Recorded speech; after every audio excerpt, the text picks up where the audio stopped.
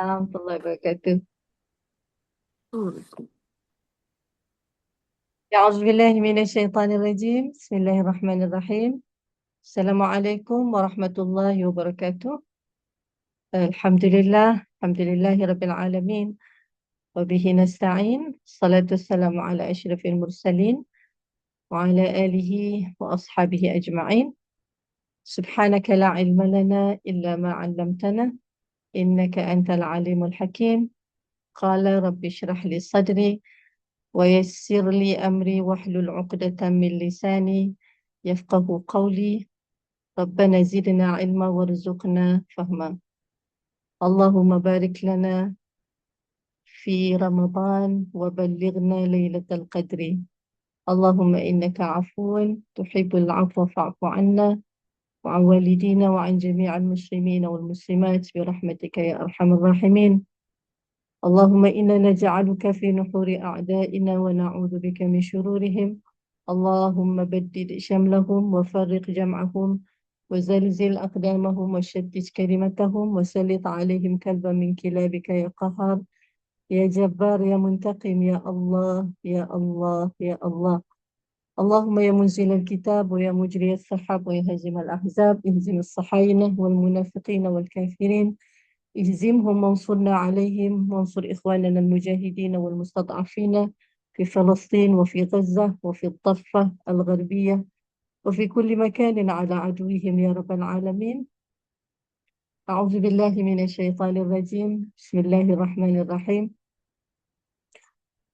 سبحان الذي أسرى بعبده ليلا من المسجد الحرام إلى المسجد الأقصى الذي باركنا حوله لنريه من آياتنا إنه هو السميع البصير. صدق الله العظيم. صلى الله على سيدنا محمد وعلى آله وصحبه أجمعين والحمد لله وبعد.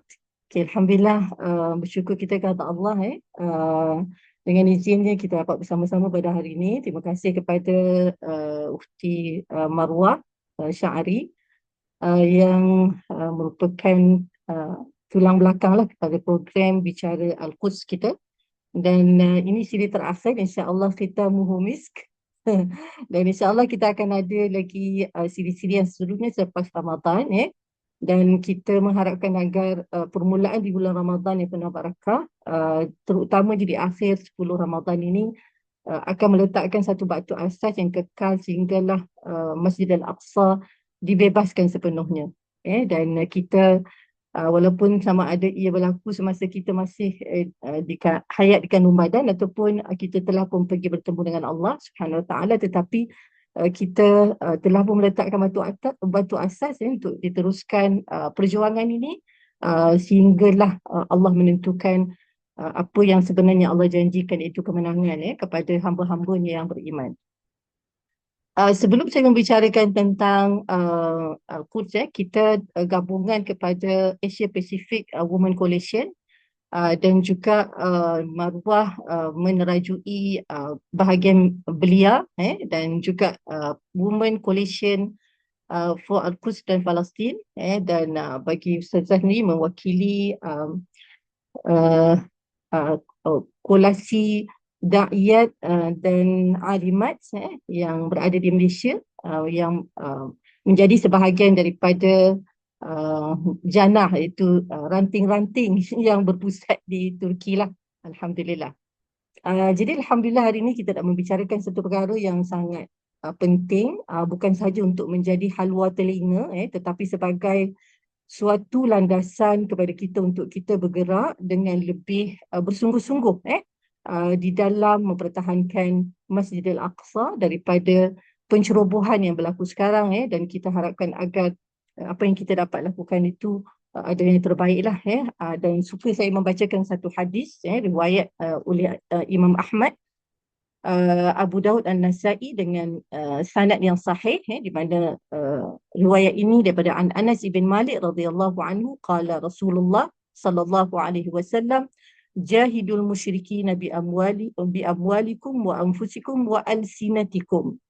Daripada Anas bin Malik radhiyallahu anhu bahawa Rasulullah SAW bersabda, perangilah orang-orang musyrik dengan harta, jiwa dan lisan kalian. Jadi kita tidak ada lagi alasan lah untuk tidak bersama-sama dalam barisan untuk mempertahankan Islam dengan bersungguh-sungguh sehinggalah kita bertemu dengan Allah. Okey, pengenalan sedikit. Masuk kepada topik kita tentang Fadilat Masjidil Aqsa. Pada permulaan bicara Al-Quds ni, Ustazah Marwah ada juga berkongsi tentang keberkatan dan sebagainya. Jadi kemungkinan hari ini saya akan sambung kepada perbincangan tersebut. Dan insya-Allah dalam masa setengah jam yang ada, tak sampai pun dah lagi kan, dalam masa 20 minit lagi ni, insya-Allah kita akan tengok apakah yang kita dapat garapkan daripada Al-Quran dan juga daripada hadis Nabi SAW yang memberikan suatu kejelasan yang tidak ada lagi sebarang kesamaran bahawa di mana Allah meletakkan Masjidil Aqsa di antara tiga masjid yang teragung di samping yang pertama sekali Masjidil Haram, kemudian Masjid An-Nabawi, masjid kekasih kita sallallahu alaihi wasallam, dan juga yang ketiga adalah Masjidil Aqsa. Kita akan tumpukan perbincangan hari ini dalam masa yang terhad ini kepada fadilat Masjidil Aqsa dan yang ma haulahu dan apa yang di sekelilingnya yang telah difirmankan oleh Allah Subhanahu Wa Taala. Okey, kita tengok kat sini pengenalannya tadi saya dah beritahu kan. Jadi keistimewaan ni kita akan tengok daripada beberapa sudut. Yang pertama, ia adalah kiblat pertama umat Islam yang tertera di dalam surah Al-Baqarah. Yang kedua, masjid kedua yang dibina di atas muka bumi sebagaimana sebuah hadis yang sahih di mana Abu Hurairah radhiyallahu anhu bertanya kepada Nabi SAW. Kemudian yang ketiga, masjid yang suci. Yang ketiga, umat Islam yang saya sebutkan tadi. Kemudian tempat berlakunya peristiwa Isra' dan Mi'raj. Okey. Di pembukaan tadi saya telah pun membaca ayat 1 di mana firman Allah yang kita telah baca tadi, dan ia sangat-sangat menarik apabila dalam sebuah buku yang ditulis oleh dua orang penulis pakar kepada ilmu hadis iaitu Dr. Hammam Abdul Rahim Said dan juga Dr. Haitham yang berjudul Al-Arba'un fi Furudil Ummah yang telah pun diterjemahkan kepada 40 hadis mengenai kewajipan umat dan ia diterjemahkan oleh salah seorang daripada ukti kita yang kita kenal iaitu Dr. Khadijah binti Muhammad Husni dan insya-Allah doakan supaya Dr. Khadijah dapat berkhidmat di UAE kita dalam proses pemilihan semoga Allah melancarkan tutur bicaranya supaya apa yang disoal itu dapat dijawab dengan baik malah akan lebih lagi memberikan impak kepada apa yang kita usahakan di sudut dakwah dan tarbiyah di UAE. Okay. Jadi dalam apa yang disebutkan di sini di mana Dr. Hammam Said menegaskan bahawa permulaan dengan subhana itu sudah cukup untuk memberikan satu gambaran yang sangat ajaib tentang apa yang Allah Subhanahu Wa Taala nak sebutkan selepasnya. Sebab bila Allah sebut subhana, perkataan subhanallah biasa kita sebut sebagai zikir kan. Tetapi di sini Allah memberikan suatu gambaran bahawa apa yang akan diceritakan ini adalah suatu yang sangat takjub, yang menakjubkan. Jadi di situ Allah tidak menyebut namanya. Disebutkan subhanallazi asra. Hanya disebutkan sudah difahamilah tidak ada selain daripada Allah yang mampu untuk menjalankan hamba-Nya iaitu Muhammad sallallahu alaihi wasallam pada malam hari daripada satu tempat iaitu Masjidil Haram disebut secara jelas di dalam ayat ini dan juga ke Masjidil Aqsa. Jadi apabila sesuatu itu disebut secara jelas sudah tidak ada lagi keraguan bahawa itulah tempatnya. Itu kita kata antara kaedah Al-Quran. Apabila Allah SWT menyebutnya dengan jelas maka dia tidak boleh pergi selain daripada apa yang disebut itu. Jadi di sini Allah Subhanahu Wa Taala mengatakan bahawa Maha Suci Allah yang telah menjalankan hamba-Nya iaitu Muhammad pada malam hari dari Masjidil Haram ke Masjidil Aqsa di Palestin dan kami berkati sekelilingnya untuk memperlihatkan kepadanya tanda-tanda kekuasaan dan kebesaran kami. Jadi sesungguhnya Allah jugalah yang Maha mendengar lagi Maha mengetahui. Antara tanda-tanda kebesaran Allah yang disebutkan oleh salah seorang apa nama doktor daripada Palestin disebutkan bahawa suasana di mana Nabi diperjalankan daripada Masjidil Aqsa, daripada Masjidil Haram ke Masjidil Aqsa. Kenapa? Kerana Nabi mendapat tentangan ketika di Mekah adalah tentangan daripada pihak musyrikin Quraisy, di kalangan orang Arab yang tidak beriman kepada Allah Subhanahu Wa Taala. Dan itu juga satu cabaran yang sungguh besar. Tetapi dalam Allah memperjalankan Nabi SAW ke Masjidil Aqsa, menunjukkan suatu cabaran lain yang jauh lebih besar, iaitu daripada golongan ahli kitab. Jadi inilah di antara suasana-suasana yang dipaparkan dalam perjalanan itu sebahagiannya. Sebahagiannya. Dan apabila Nabi SAW balik dan menceritakan kepada orang-orang Quraisy, maka itu juga menunjukkan kehebatan dan keagungan Allah Subhanahu Wa Taala. Ada sebab untuk Nabi menceritakan kehebatan dan keagungan Allah, kerana mereka tahu bahawa Nabi tidak ada kita kata jalan bagi mereka secara logiknya untuk pergi ke Masjidil Aqsa. Cuma sebahagian daripada masyarakat Mekah telah pun ke sana. Dan apabila ditanya tentang kedudukan Masjidil Aqsa, maka Nabi sebenarnya tidak pun menghafal tentang kedudukan dan sebagainya, tetapi dengan izin Allah, maka Allah memperlihatkan Masjidil Aqsa itu di hadapan Nabi SAW. Itu adalah satu mukjizat. Dan kita tidak memahami tentang perkara ini kecuali ia adalah suatu petanda bahawa betapa tingginya nilai Masjidil Aqsa. Nanti kita akan sebut beberapa lagi. Okey, dalam menyebutkan tentang sedikit huraian, kita tak ada banyak masa, ni pun 7.12 dah kan. Okey, Ibn Kathir mengatakan di dalam tafsirnya, tafsir Al-Quran Al-Azim, menyebutkan bahawa Masjidil Aqsa dalam ayat ini merujuk kepada Baitul Maqdis. Kemudian disebut juga di sini alladzi barakna haulahu linuriyahu. Sudah diberitahu kenapa diperjalankan itu. Untuk kami memperlihatkan kepadanya, itu kepada Nabi SAW, yang akan menyampaikannya kepada manusia sejagat sampailah hari ini. Kan kita tahu di mana Allah merakamkan suasana ini di dalam surah Al-Isra. Dan untuk kami memperlihatkan kepadanya, itu Nabi SAW, dari sebahagian daripada tanda-tanda kekuasaan kami dan tanda-tanda kebesaran dan keagungan kami. Itu yang kita katakan, kalau kita baca ni, kalau tak meningkat iman, itu kemungkinan kena membuat muhasabah lah. Maksudnya Allah dah tunjukkan kepada kita dengan melihat dengan mata kepala kita sendiri bahawa kebenaran Al-Quran itu adalah sesuatu yang pasti, dan itulah yang kita kena sampaikan. Ia merupakan tempat para Nabi sejak zaman Nabi Ibrahim AS. Ada satu hadis yang panjang di dalam 40 Arba'un fi Furudil Ummah ni, panjang menceritakan tentang bagaimana Nabi SAW ketika mana berada di Baitul Maqdis, berjumpa dengan Ibrahim AS, Musa AS dan beberapa Nabi yang lain. Dan itu sudah cukup untuk membuktikan bahawa bagaimana kedudukan Masjidil Aqsa itu dipilih untuk pertemuan para Nabi dan Rasul yang merupakan manusia yang terbaik yang dilahirkan di atas muka bumi. Jadi kalau kita kata itu pun sudah cukup untuk kita pergi, walaupun tak dapat pergi, maksudnya kena cari jalan untuk membebaskannya. Okay. Pada malam Isra dan Mi'raj, Nabi SAW mengimani para Nabi dalam salat, menunjukkan kedudukan baginda sebagai imam dan penutup kepada segala Nabi. Jadi itulah antaranya. Okay. Di samping ayat pertama, kemudian Allah menceritakan tentang Bani Israel, bagaimana mereka membuat kerosakan sebagaimana disebut oleh Ustazah Amni dalam 2 sesi dia. Kerosakan demi kerosakan. Semalam juga Ustazah Najihah daripada Yarmouk, Jordan. Sekarang ni dunia dah menjadi kecil, jadi tidak ada alasan untuk kita tidak bersama-sama mempertahankan Masjidil Aqsa.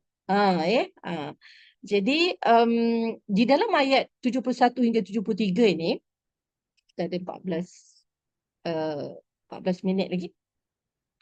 Okay, di sini Allah Subhanahu Wa Taala menyebutkan bahawa a'udzubillahi minasyaitanirrajim wa najjaynahu wa lutan ila al-ardi allati barakna fiha lil alamin.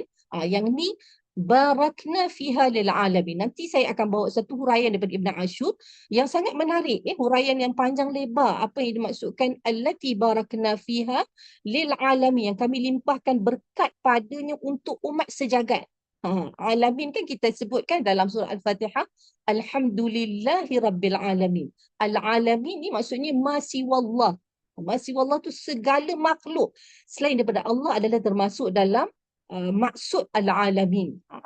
Jadi kalau kita nak detailkan, kita kena rujuk kepada surah Al-Fatihah. Dan kita mesti membacanya setiap hari 17 kali. Okey.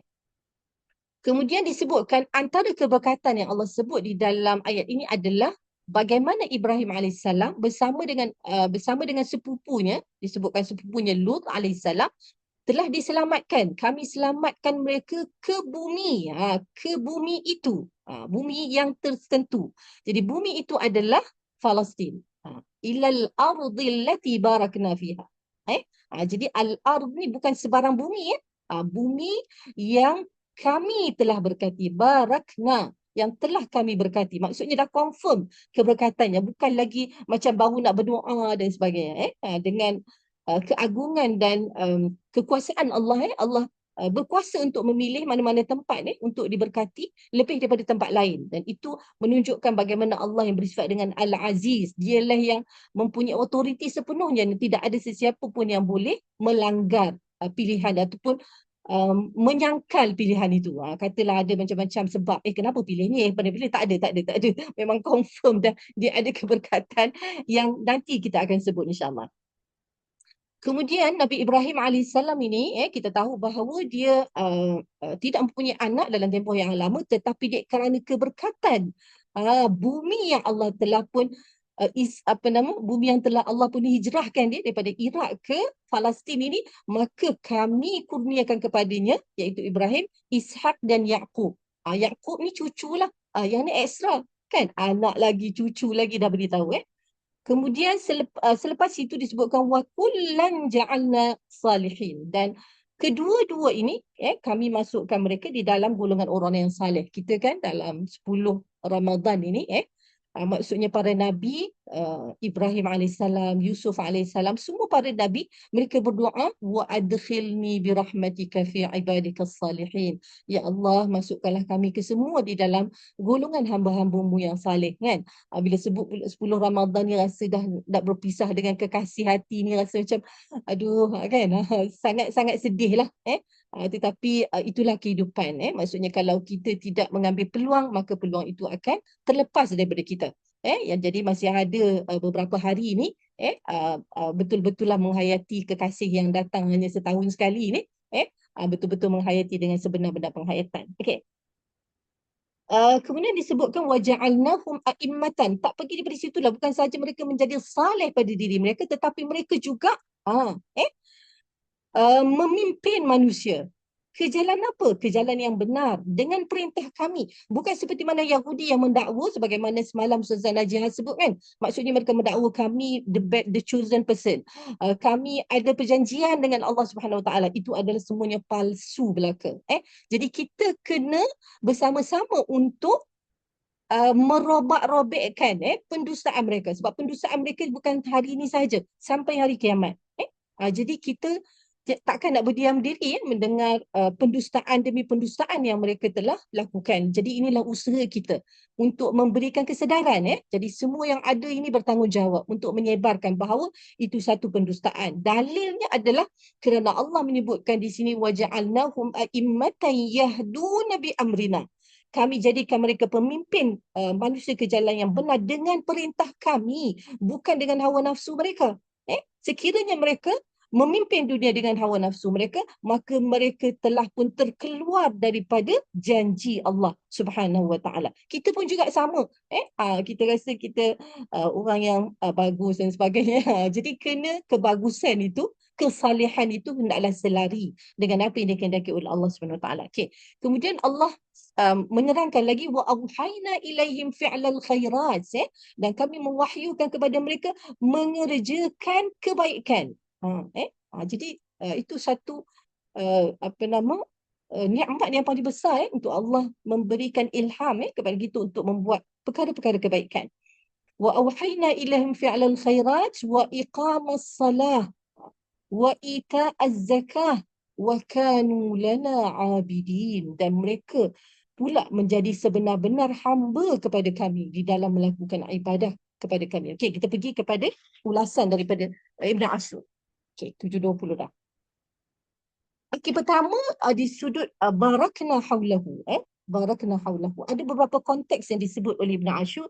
Konteks pertama adalah di sudut geografi dan sejarah. Secara spesifik Ibn Ashur menyebutkan bahawa bumi itu al-ard yang tadi, yang subhanalladzi asra la walutan, yang tadilah kan, wa najainahu walutan il ard. Ini ard yang disebutkan dalam ini oleh Ibn Ashur. Dalam ayat ini sebagai bumi Palestin yang secara sejarahnya merupakan sebahagian daripada wilayah Syam.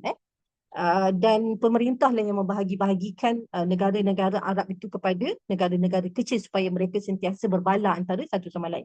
Konteks sejarahnya ialah peristiwa penghijrahan Nabi SAW, Nabi Ibrahim AS dan anak saudaranya Nabi Lut. Mereka diselamatkan oleh Allah daripada kezaliman Raja Namrud di Babylon, iaitu Iraq, dan diarahkan berhijrah ke bumi yang diberkati Allah dan yang diberkati di sekitarnya. Okay. Di dalam penceritaan Lut ini, Allah memberitahu secara jelas bumi Palestin itu yang diberkati. Di dalam ayat pertama barakna haulahu. Jadi dia komplimen lah, bukan sahaja bumi Palestin itu diberkati, tetapi juga ia memancarkan keberkahannya itu ke seluruh alam. Jadi macam kita nampak sekarang bagaimana kekuatan yang ada kepada saudara kita di Palestin memancar ke seluruh dunia. Walaupun disekat tetapi mereka berusaha untuk memadamkan nur Allah, tetapi Allah Subhanahu Wa Taala yang menyempurnakan nur dia ke seluruh alam. Okey, dimensi yang kedua iaitu keberkatan. Keberkatan yang menyeluruh. Apa maksud keberkatan yang menyeluruh? Bukan sekadar konsep spiritual yang abstrak seperti pahala beribadah di sana, lebih daripada salat di masjid-masjid biasa, yang dia adalah masjid yang mulia yang ketiga selepas Masjidil Haram, kemudian selepas Masjid Nabawi SAW, tetapi ia merangkumi realiti fizikal dan kehidupan duniawi juga. Beliau mendefinisikan keberkatan bumi secara fizikal itu melalui 3 aspek utama. Pertama, kesuburan. Dalam bahasa Arab dia panggil al-khisbah. Khisbah ni maksudnya subur sangat bumi dia, setiap inci bumi dia. Kemakmuran hidup, rakhaul aish, maksudnya makmur sangat hidup di sana. Sebab itulah ia musuh sentiasa berusaha untuk memperluaskan pemilikan mereka terhadap bumi itu sampailah kita berlaku, maksudnya mereka menghalau saudara-saudara kita daripada rumah mereka tidak kira siang ataupun malam. Sebab mereka tahu bahawa kemakmuran bumi itu adalah sesuatu yang pasti. Jadi ketersediaan rezeki yang melimpah ruah dan mudah didapati membolehkan penduduknya hidup selesa. Kita sekarang ni, kita semua tahu kan kurma McJowl tu daripada mana? Walaupun dibom, walaupun dijatuhkan bom yang lebih daripada bertan-tan, ratusan tan, ribuan tan kan, tapi masihlah sampai lagi kurma tu pada kita. Kita apa yang kita sampaikan ke seluruh dunia. Jadi itu di antara perkara-perkara yang kita boleh koreksi diri. Yang ketiga, keamanan. Menjadi tempat berlindung yang selamat.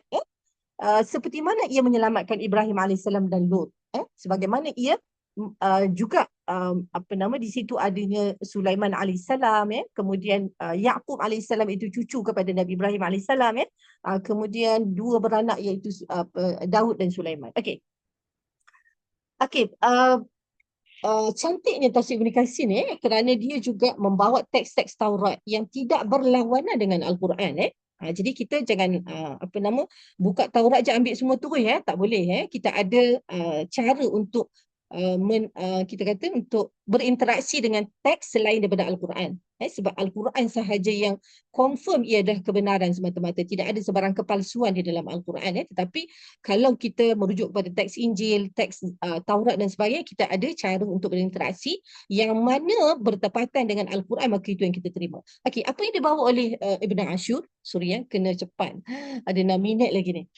Okay, salah satu keistimewaan tafsir At-Tahrir wa Tanwir adalah kelapangan ilmu, maksudnya keluasan ilmu Ibn Ashur. Beliau menyokong kenyataan Al-Quran dengan membawa petikan daripada Taurat yang mana menyebutkan bumi yang melimpah dengan susu dan madu. Ah, itu yang disebut dalam Taurat. Sebab itulah mereka tak nak lepas walaupun seinci. Kita juga tak nak lepas. Jangan kita rasa tak apalah, tak apalah, tak apalah. Tak. Jadi kerana bukan kerana kita tamak, tetapi kerana mereka nak bolot untuk mereka sahaja. Sedangkan Allah SWT mengatakan keberkatan itu untuk seluruh alam. Apabila berada di tangan kita, maka kita akan menyebarkan keberkatan itu seluruh alam. Semua boleh datang untuk menziarahi Masjidil Aqsa, bersolat di dalamnya, dan juga menikmati nikmat yang Allah Subhanahu Wa Taala sediakan di bumi itu. Sekarang ni kita banyak restriction kan. Jadi janganlah duduk diam. Kita kena tak boleh duduk diam. Okey, keberkatan untuk sekalian alam, lil alamin.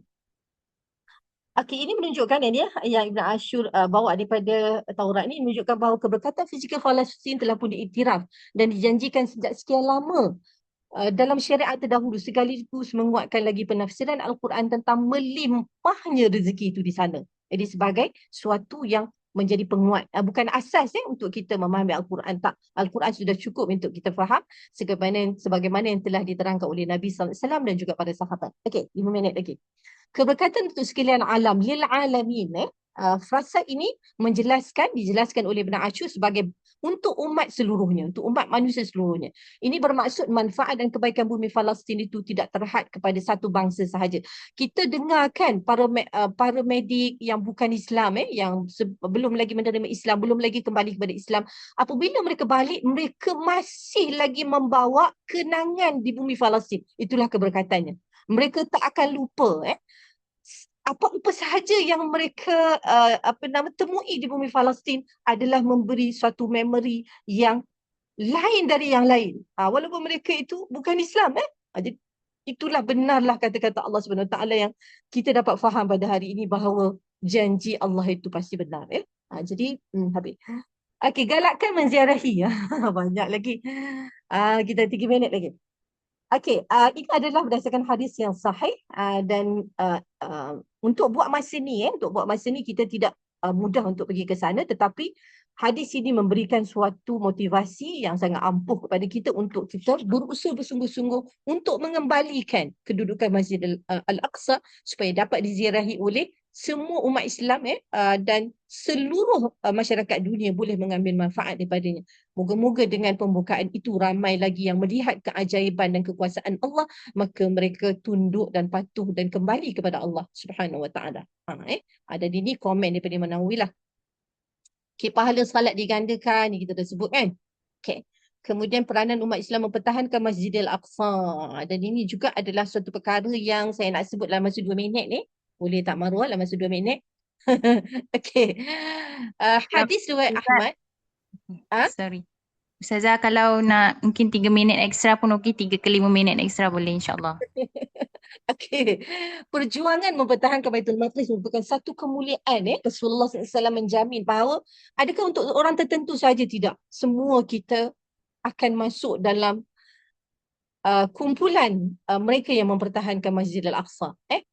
Dan disebutkan di sini bahawa akan ada sentiasa, Rasulullah memberi jaminan bahawa akan sentiasa ada golongan yang mempertahankan kebenaran di bumi Palestin. Sebagaimana yang disebutkan dalam hadis ini, sentiasa berada dalam kalangan umatku dari kalangan yang menyerlahkan diri mereka secara terbuka dan nyata, menegakkan kebenaran menghadapi musuh dengan gagah perkasa, tidak boleh dimudaratkan. Maksudnya mereka ini tidak peduli dengan apa-apa sahaja ugutan, apa-apa sahaja bom yang dijanjikan. Mereka tetap teguh di sana.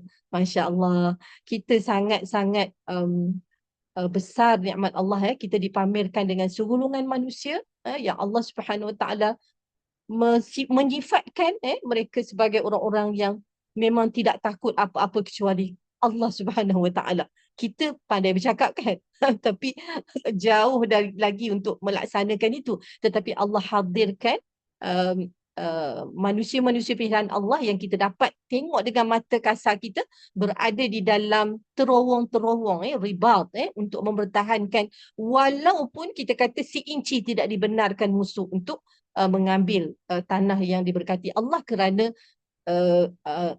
kita telah pun mengetahui bahawa tanggungjawab itu adalah tanggungjawab kita bersama. Sehinggalah datang perintah Allah, menenangkan mereka dalam keadaan mereka terus meneruskan perjuangannya dan kita tidak pernah melihat mereka berpatah balik, merasa menyesal dan sebagainya. Okey. Ada satu ulasan tentang hadis ini daripada saya akan share sikit. Okey.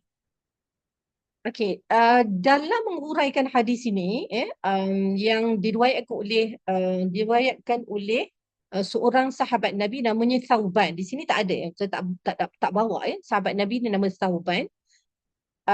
Dan disebutkan di sini bahawa dalam riwayat yang lain Rasulullah SAW bersabda, ada lagi riwayat lain tentang mereka sentiasa menewaskan musuh-musuh mereka.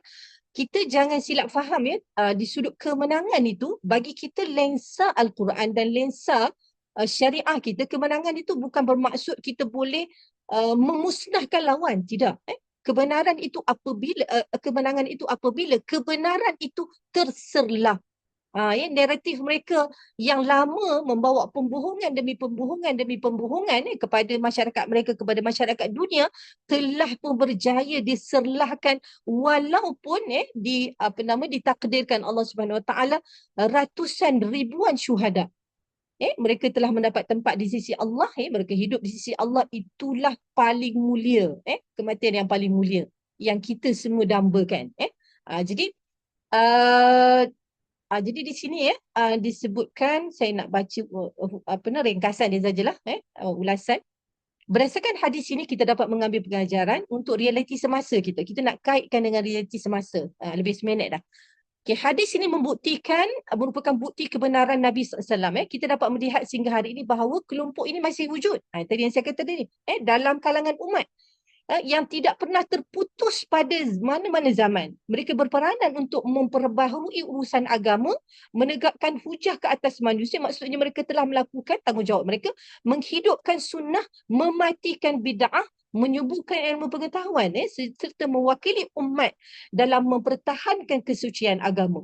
Sebagaimana perjuangan berani yang sedang dilakukan oleh pejuang-pejuang pembebasan di bumi Palestin, dan bukan sahaja pejuang-pejuang tetapi seluruh saudara-saudara kita, sama ada lelaki, perempuan, kanak-kanak, wanita dan sebagainya, mereka adalah termasuk dalam pejuang pembebasan bumi Palestin yang berada di barisan hadapan. Jadi hadis ini menyerupai apa yang dikhabarkan oleh Nabi dalam hadis lain. Banyak hadis terutamanya antaranya, sesungguhnya Allah membangkitkan untuk umat ini pada setiap penghujung 100 tahun sesiapa yang akan memperbaharui agama untuk mereka.